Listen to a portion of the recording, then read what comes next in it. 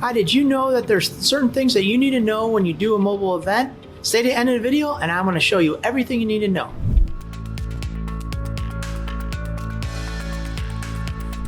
Hi, this is Phil from PDQ Merch Enterprises and the ATM Mastermind Group page, and I help hundreds of aspiring ATM business owners go from zero ATM experience to ATM Business Pro in as little as 30 days. Always remember, here at PDQ Merch Enterprises and the ATM Mastermind Group page, we buy your freedom back one transaction at a time. Without further ado, the top 5 things you need to know before you have a mobile ATM event. Lesson number 1. Always get a location agreement, always get a mobile agreement, even if you're not giving a surcharge away.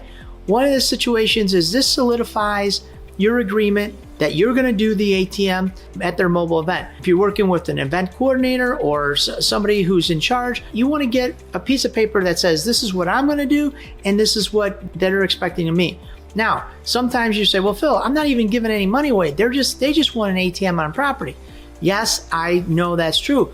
Why do I need a location agreement? We're not giving any money. You need a location agreement or a mobile ATM agreement because this solidifies that you're going to do the event. Whatever happens or what could happen, and it's happened to me and it's happened to other people that I know, and this is really a downer, but what happens is you get the ATM, you get it all ready, you go over to the event, and now you go to place the event and there's already an ATM there. You're like, what happened? I thought we had an agreement with the mobile event. You go to call the event coordinator, they don't answer the phone, they're nowhere around, and you're like, I don't understand what happened. This gets very discouraging. So the way you avoid all this is you, what we call, paper it up.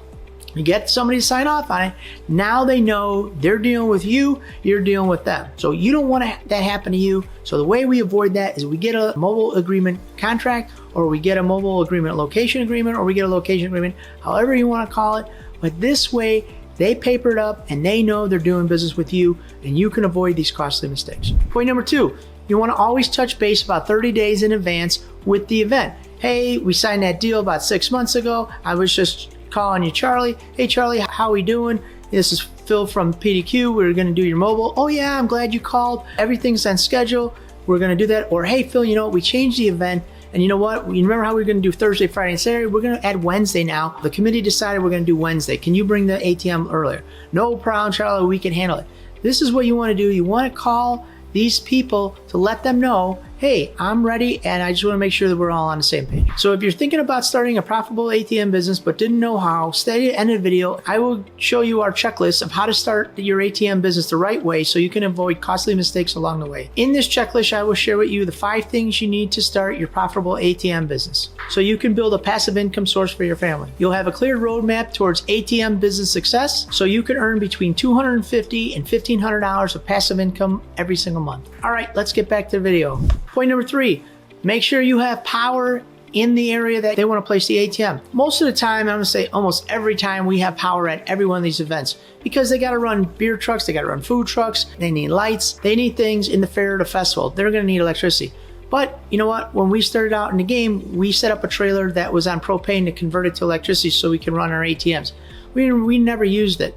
So what I discovered is I didn't need that because there's always power at every one of these events, but you do need a long extension cord sometimes. Point number 4, always meet the event coordinator to coordinate where you're going to put the event. So if the event starts, let's say on Thursday, tell them you want to meet them on a property Wednesday, you want to just go over. Usually they have everything set up at that time, unless it's a street festival, but almost every time they already have everything set up. So you want to meet them out Wednesday, say, hey, I'd like to meet, let's go over the plan where we're going to place the ATM, because then you can change things. Hey, you want to hear, but there's no electricity, so we need to get electricity over here. And they're like, okay, no problem.